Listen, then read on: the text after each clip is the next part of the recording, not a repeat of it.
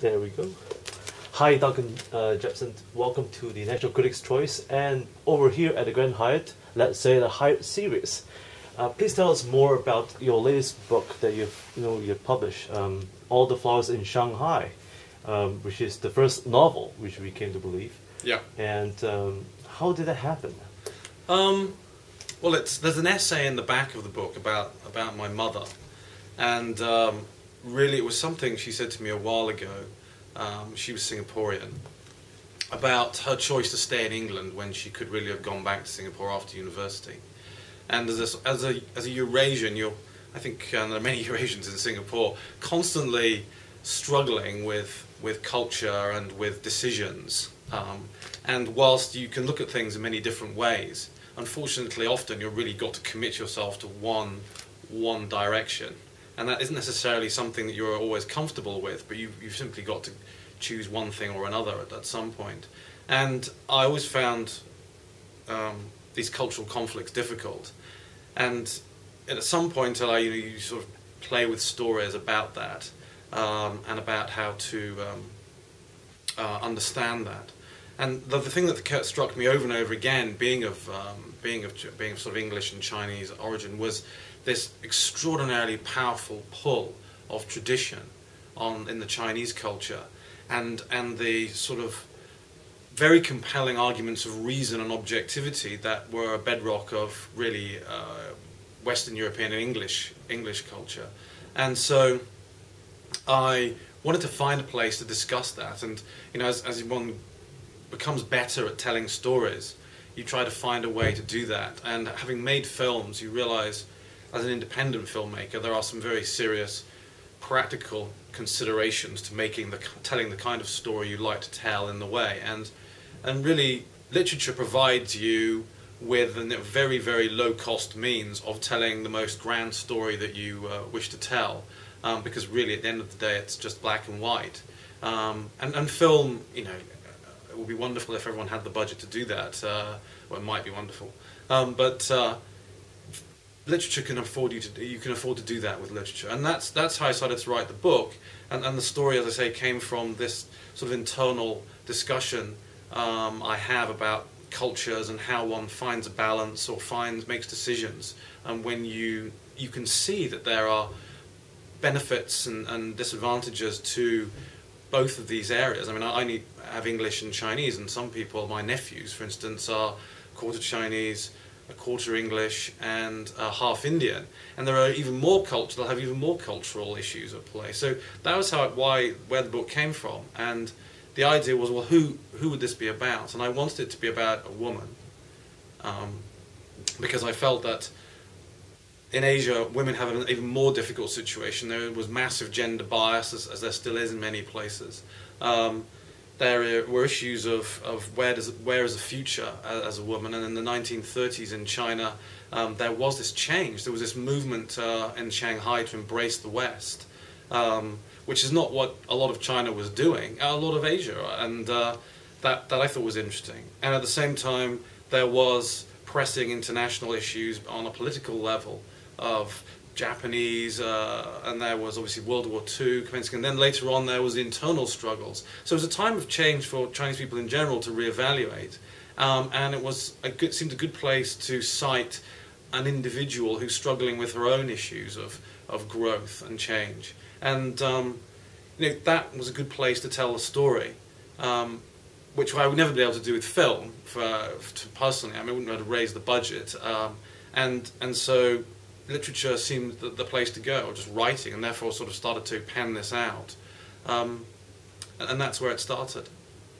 And so, what actually inspired you to first begin to write about Shanghai and the Shanghainese women and the culture overall?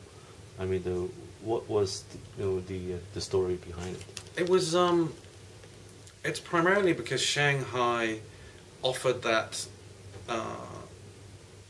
location of the first embrace of cosmopolitan 20th century life. And I'd worked in Shanghai in the early 90s. I'd been at Beijing Language Institute in the late 80s as part of my own ongoing sort of self-awareness. Being half Chinese, I wanted to go to learn Chinese, to learn Mandarin, and I went to China instead of anywhere else in '87 and learned a reasonable amount to be vaguely competent, and then came here actually in '88 to further those studies. But being in China, I was completely smitten by mainland China, and then later on travelled around more, and then got a job in the UK that sent me to Shanghai, and then set up my own small company. And I spent a lot of time in Shanghai, and particularly in the Peace Hotel. And it wasn't a popular hotel. Most people would stay elsewhere, because it was of yesteryear.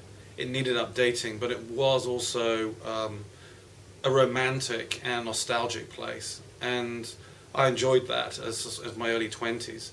And roaming around Shanghai, there weren't many foreigners there then either, and so I got to see things that were largely untouched by the idea of tourism, that were, you know, unpolished for visitors, and that gave me insight into how life might have been. And then speaking to people and discussing it and reading, and also I made a film about hip-hop in China, a feature documentary in 2006. And in the opening credits, I wanted to tell the story for people who didn't understand where China had been. So in the opening credits, I used still photographs and old black and white footage, and then more modern footage to sort of touch on various, what I consider to be key points in China's cultural change. And one of those was some British Film Institute footage of people dancing in Shanghai. And there's quite a lot of still photographs available from that period. And, you know, combination of stills, footage that I'd seen, people's stories, I managed to piece together what it was like there. And it seemed a glorious place, and a place to set the book that gave it more colour. And I think that comes from making film, is you think about locations, you think about design. And when I'm thinking about the book, I'm thinking, well, yeah, I could sit it in Xiamen. I mean, Xiamen was a place I visited with my grandfather, and I knew Xiamen a bit. I could have gone back. I went to Gulangyu, where he was stationed. There's a nice sort of nostalgia there as well, but it didn't have the same vibrancy that Shanghai had and the same colours. And I think I wanted to discuss this issue of change, of traditional conflict, with the conflict of tradition versus change. And Shanghai was the best place to do that, because that's where it was occurring in China. So that's what inspired me to use Shanghai, and it fit well with the story. So that's how I approached that. About the culture of Shanghai, you know, and traditions, you explained very, very much in detail. How did that come about? Was there intense, scouting of old traditions while you're back in Shanghai? There's an element of that. I mean, it's there's a few things. One is just basic research on Chinese culture. The one thing that I'd known, being inquisitive and asking my relatives about, and listening to friends who are Chinese and their parents about traditions, was that I'd noted that, for instance, at funerals, there are so many different ways that Chinese culture can perform funeral. And each time you ask, they'll say, oh, but this is the way that it's done in Hokkien circle or Cantonese, and actually you find there are all these tiny differences. And the one thing I realized is that if you ask them, well, is it right? I say, oh, of course it's right. And you say, but what about the family over there, the Wong family? They do it differently. Oh, yeah, but they don't really know. So what I learnt is that, and that was the point in the book, is that this family, this huge family, grows up and has this huge house, and it's taken things that are very familiar to most people, both Chinese and otherwise, as, oh yes, I know they do that, and they have a photograph, and they stand at the coffin, and they do this, but then there's these tiny details that nobody can really agree on, which is the beautiful thing about tradition, is that everyone's got it's not written anywhere specifically. Everyone's got a slightly different take on it that's passed from one generation to the next, and providing people don't become too consumed by the details, which is what does happen at times. What I used was the idea that these things are to be played with, and they just keep evolving. And often I'll hear people in Hong Kong say, oh, look, he's wearing a marquois, and he's not wearing it properly. And then a little research will tell me that you only need to go back 40 years to realise that the marquois was worn slightly differently 40 years ago, and it was worn slightly differently before then, and obviously it goes back and back. And the one thing I wanted to put in the book is that there's nothing really solid about this. It's constantly moving and changing. And so I took the research from Shanghainese people, research from my own experiences of weddings and funerals, and try to distill it down to something that I think firstly could be read and understood by people who weren't familiar with Chinese culture, because it's a lot to absorb. I mean, I think anybody who doesn't know Chinese culture is always completely mesmerized by the colors, by the ritualism, by the performance, by the complexity of it. And then Chinese people also like that. They hide a lot behind all of this. You can never understand. It's Chinese. And as a Eurasian, I've always been slightly bemused by it, because you know that they're different. Ultimately, there's always subtleties, which is beautiful in itself. But so I used that as part of the story, and the idea that traditional attitudes do change, and ritualism does change, and that really people tend to make it up on their own. I mean, it's quite revisionist as well, which is what the family do in the story, is that they've made up some things themselves. And it says, they became so wealthy at some point that, they simply made things up. Nobody could really tell where one thing ended and the other thing began. But I did try and stick closely to what I'd understood from other people and the research. And the other part of it is that it was a period of decay. People on the ground, people were getting tired of it. People wanted to change, and there were millions of people who were simply poor and unhappy.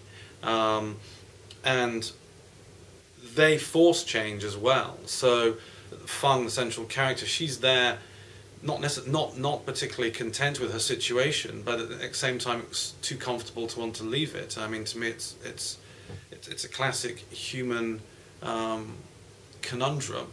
We know there's something wrong, but we are often far too comfortable to want to do much about it. And so she's forced to, because in that point in time there were too many external forces for her to resist. But I tried to stick as closely as possible to things that I'd found, but deliberately did mix a couple of them together, and also with a bit of poetic license, and I used that somewhat generously to myself. But I tried to make it a bit more colourful, so that people wouldn't think, oh wait, this is a research document in the end of the day. And also I'd found that a lot of young Chinese people didn't seem to know the slightest thing about some of the basic tenets of the rituals that their ancestors had performed anyway. So I thought, well, let's just start with something that's digestible, that's a bit more general, but I can indulge in some of the specifics, such as people standing on, say, the left of the coffin or the right of the coffin, or in a Cantonese funeral there might be some people on the left, and then there might be the individual performing the ceremony on the right, calling out the bowing, and so there are things that I could do, but I decided to use one thing rather than another, because I knew that if I researched it so slavishly, because there are differences, somebody somewhere would ultimately say, yes, but I'm Shanghainese and I was born in 1936 and I know the fact that we didn't do this, and somebody has said that, and I think that's difficult.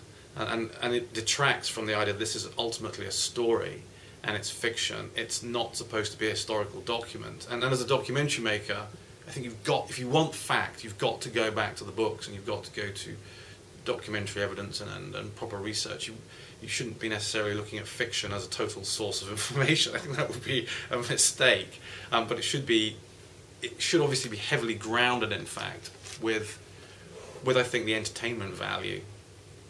Speaking about entertainment value, in the book that you've written, so far, and while you were researching back in Shanghai, has many of the locals actually mistaken you as Chinese from other provinces, and at the same time, what is Chinese culture?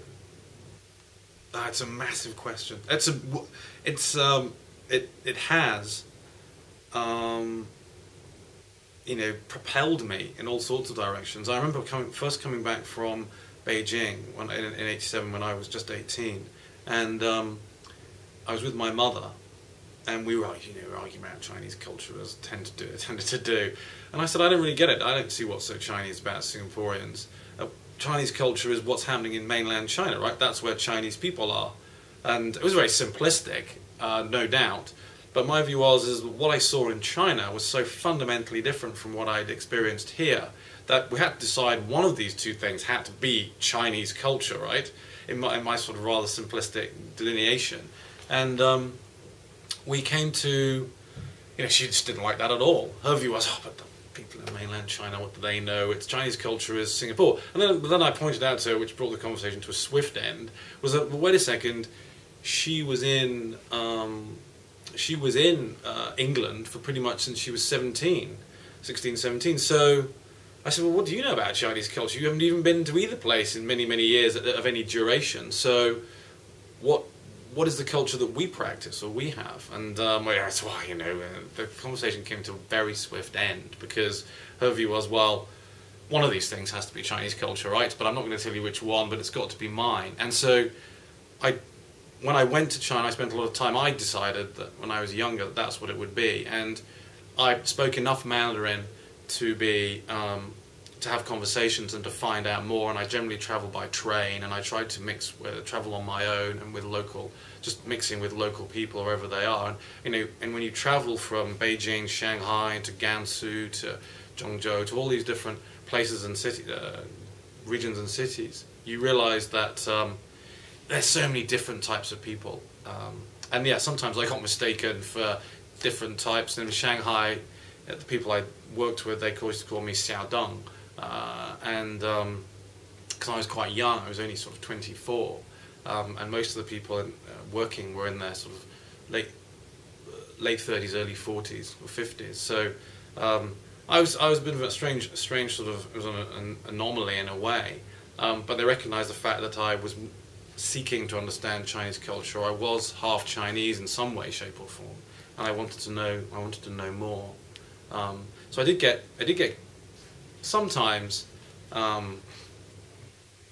was mistaken, but more often than not, it was a case of the fact that I was incredibly eager to learn, and I wasn't. I didn't come with a sort of overbearing attitude of a person from say the West, and I could do this and that. I was quite young, and my issue was I just wanted to know more. So I was very generally well received or embraced, and often taken to places and shown things and just talked to in a manner that was just and quite local in a way. So I learned a lot and enjoyed it very much. For the character of Miss Feng, you describe her in such a detail, even in her emotions. May I ask, do you have any form of relationship with a Shanghainese woman during that time? Because you got to someone who's able to write such a detailed description of her emotions should have been may have an encounter before. No, not at all. Not at all. I mean, it's just all from imagination, and from, one tries to understand, does one best to understand people. When you work every day, and you're working in teams, and I like to work in teams. You must understand the people you work with. You must understand, and it's ongoing, process. You try your best, and that's really where, with a character, you form this strange relationship with this character who obviously to begin with doesn't exist at all, and as you proceed they grow in detail, and they grow in sort of substance, and in your mind that in my mind that brought them to life. And so you think, well, where are they going to go from here? What are they going to go do? And sometimes it may make sense to me, and other times people will look at the same thing and say, well, it doesn't make any sense to me at all. Why would that person do that? But no, I've had no it's not based on anybody at all. It's just purely made up. That's it, really. Oh. And then the next question is that, how do you plan to go from here? I mean, while you were writing this book itself, and how long did it take you to write this entire project? Were there team members, as you mentioned, and how many team members were there involved? For the book, I started writing when my mother died of breast cancer in 2007, and when someone gets to that point at which really they're not conscious, they're deteriorating. So there's a massive period of waiting, and whilst we were sort of waiting, there are various things to do. But one of the things I did was I just started to write the story because I just had time. And that's it. Just this time was there, and there was nothing to do. So I just started to write. So I put down about 20, maybe 18,000 to 20,000 words, and I had previously, with my friend and my business partner, a gentleman called Ilyas Khan, we'd set up a literary agency, and we're very fortunate to have met a lady in Hong Kong, who's now my agent, but she came to join us on this strange journey because neither of us knew anything about literary agencies, to be honest. But we enjoyed literature and thought that this was something that was missing in Hong Kong. So Marisha joined us, and we set this thing up and did some good work, I think. It wasn't successful financially, and ultimately what we did achieve was the sort of seed of her current her business, which she's developed quite significantly. But during that period, I was not a confident writer. I'm not sure that I am now. But after a while, I sent it to her and said, "Well, what do you think? Have a read." And she said, "Why don't you just continue?" But my mother then passed away, and events took over, and back to work and so forth. And so I didn't really do anything for about 6-7 months, and then she suggested, "Well, why don't we just send it out and and maybe add a few, finish?" And I said, "No, I don't want to finish." So I added a few thousand words more, and then we sent it out under a pseudonym to about 4 publishers, and they wrote back and said, to my surprise, "Hey, this isn't bad, but where's it going? Where's the rest?" And of course, the rest wasn't available. But I felt a bit more confident about the fact that it was of some sort of standard, some sort of quality. But I didn't feel like continuing it, to be honest. And I got sidetracked onto the story that I'm actually doing now, that I've about a third of the way through, which was about a serial killer. So I proceeded to do that and got about 25,000 words into that. And then that actually had more substance to it, because it's not written in the first person. I mean, the problem with the first person, there's a reason why it's in the first person, but the problem is it's quite difficult unless you read the whole thing, because you're thinking, well, what is this exactly, and where does it go? So I then suggested to Marisha, well, can we send out this serial killer thing instead? So again, we sent it out under a pseudonym, and to one publisher, and they wrote back and said, "This is pretty interesting. Where's the rest of it?" So I began to think, well, I seem to be able to put pen to paper to create something, but what happens next? And I happened to meet that publisher, came to Hong Kong, and I met her, and she said, you seem to be able to write. Why don't you get on and finish one of these things? So I thought, well, that's a pretty good point. So I then wrote more, and I tell you, this is how tentative I am. I then wrote more of of All the Flowers. I got to about 35,000 words, and then I said, I've written another 15 or whatever. Can we send it out to a few more people? And so we sent it out to 6 publishers, and they rejected it. But they said, 2 of them said, "Well, where's the rest?" So I then had to bite the bullet, but I just did nothing. I did for nothing. The market started to crash. I was regional general counsel of ING Investment Management. There's 11 businesses. We had one here in Singapore. There's Australia, India, Japan, Taiwan, Korea, so forth. And markets were tanking. There was work to be done, and the last thing on my mind really was writing a book. Although I did finish a film on a documentary about Nepal, but the book got shelved. And then at the end of 2009, when things started to calm down, but become more stable financially, I met a publisher, an editor, again in Hong Kong, who said, just get on with it. So then on the January the 2nd, 2010, I believe, I basically decided, you know what, just do 1,200 words a day until whenever, and finish this thing. So every day I did 1,200 words. Sometimes I did more, in which case I subtracted them from the next day's efforts, quota. Sometimes I did less, in which case they got added to the next day's quota. And I just did 1,200 a day until I got to April the 4th. And then I finished. And then I reread it a few times and thought, well, okay, that's what I've got. And then we sent it to a line editor, a lady in England called Lynn Curtis. And she was extremely helpful, and she came out with lots of suggestions, and some of which I took, some of which I didn't. And then we sent it out under my own name, and it was about 20. Marisha sent it out. It was about 25 publishers, and I think the 21st, HarperCollins said we'd like to take it, and. To me it seemed pretty straightforward. Someone's offering to take you a book, you just say yes. So I just said, HarperCollins as well, you can't, to me, you couldn't argue with that. So I just said yes. That was wonderful. And then the process, and the editing after that was actually very minimal. There is more to the story. There was about 40,000 words more, which brings it into the 21st century, the latter 20th century.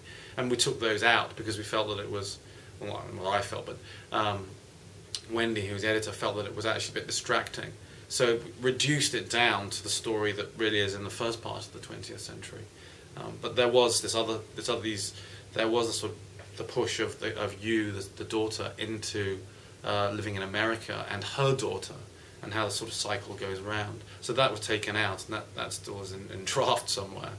So that's both the process of me executing it. And I approached it in a fairly corporate fashion, to be honest. I just said 1,200 words a day, just do it. Get on and execute, sort of thing. It was, okay, it's hardly romantic, but that's the way it seems to be. And that's how, to me, you make films. If you want to make a film, then you start with a blank sheet of paper, and then you go forward. You can have a lot of meetings over coffee and talk about it till you're blue in the face, but it isn't going to make you a film. And the same thing with this. So I think it's, that discipline is enormously helpful, of just getting down to do the work and getting it out. And that's both how I came to get it published and. So it must have taken you about 2 to 3 years. In total, it took me 3 years. 3 years. But to be honest, time-wise, the first 15,000 words were probably done in a week and a half, and then I didn't do anything really for a year and a bit, maybe, and then a bit more, and then nothing until 2010, and that was it. And then it was a period of 3 months in 2010.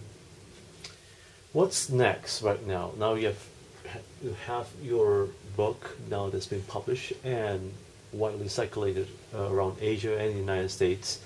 Are you into your next book right now? Yes, well, I started another story about bullying, which was set in the UK, and I've sort of got that in my mind, but I had the 25, which is now 40,000 words of the serial killer story. So the sort of prevailing view was, between myself, Marisha, and I think just common sense, was get on with and finish the serial killer story. So that's really what I've been doing, and I've added another, I think, 10,000 words in the last couple of weeks, but I really need to sit down and get to that in the same sort of manner as last time. So that's the next, well, that's not the next, that's the current project. And I came here actually with my father and my brother and my nephews to visit Singapore. My father hadn't been back for a while. my nephews had never been, so it came primarily then. But I still bought my computer, and I've still been sort of writing a bit and doing a bit of research. So that's the current project. And then I have another film that I've been doing for about 2 years that I'm trying to finish. So in the next few months, I hope to get those things done. Would you ever consider making this film into a movie? I mean, the novel. I'm sorry. You know. No, I don't think I would. I'm still quite a inexperienced director, and it needs somebody who really knows how to work at that level, and that's not me. And I'd like to say at least not yet, but one never knows whether one will ever get there. But it's not me anyway, and particularly because of the level of detail in it. I know I see it obviously even in greater detail than that. So I can never do it justice, to be honest, I don't think. And I'm also intrigued by somebody else doing justice to it. Somebody taking and saying, okay, well, we're going to give it a go, and change it, and say, well, actually some of these things don't necessarily agree with. And I think that's also what's interesting, is to someone to take the character and say, well, I don't think she would do that. I might have an argument about it, but actually I'm more interested in seeing how somebody else sees the world. I think that's much more interesting. What are you going to do with the sequel of the unpublished work that is based on the All Flowers in Shanghai, and the daughter that you mentioned? Yeah, are you going to turn it into an e-book or some I actually have no idea. I was just sitting on my computer. I mean, it's you see, the point of the story was also, the original title was called Before You, and the idea was it was a mother recounting to her daughter all the reasons why life is as it is. And often children look at their life and say, well, I don't understand, why is it like this and why did we do that? And particularly in Asia, because progress has been so quick. You know, I remember, I don't know whether I should tell the story, but anyway, I'm going to tell it. But I remember talking to Mr. Harold Shaw, who's across the road, and we were talking about Perth, the second film we did, which he was very supportive of. I mean, really supportive, and distributed in Singapore. And we were talking about the early days in Singapore in the 60s, and when the government was newly formed, and I'm maybe getting some of the facts wrong here, but this was the sort of anecdotal end of it, was that there weren't very many cars for dignitaries to travel, and one of the cars that was available was his car, which I think he said was a Jag, but I probably got this wrong. But I think some dignitary arrived at the airport, and then there was a ring around from the government, from the Foreign Office, which was obviously fairly fledgling at the time, saying, you know, we need a car to go pick up X dignitary. Have you got yours available? And he said, the driver was, no, the driver's gone out for lunch, so you're going to have to use something else. And there was that sense of, you know, that was only, I believe, in the mid-60s, so that was actually only 35, 40 years ago. And Singapore has grown so enormously. So to understand all the consequences, all the changes, all the machinations that will have taken place, a child, to have that unravelled, would require somebody to sit down and really tell in enormous detail exactly how people's lives changed and were thrown around at the sort of vicissitudes of what occurs. And the idea was that somebody should sit down and say, you know, for a Chinese person, the journey to the States, to what I think most people say normalcy, and you know, a nice upper middle class education, an Ivy League university, maybe a good job, to get to that point, from leaving Shanghai, Xiamen, Beijing, Tianjin, all these places, that is a lot of travelling, a lot of journeying, when some dreadful things happened. And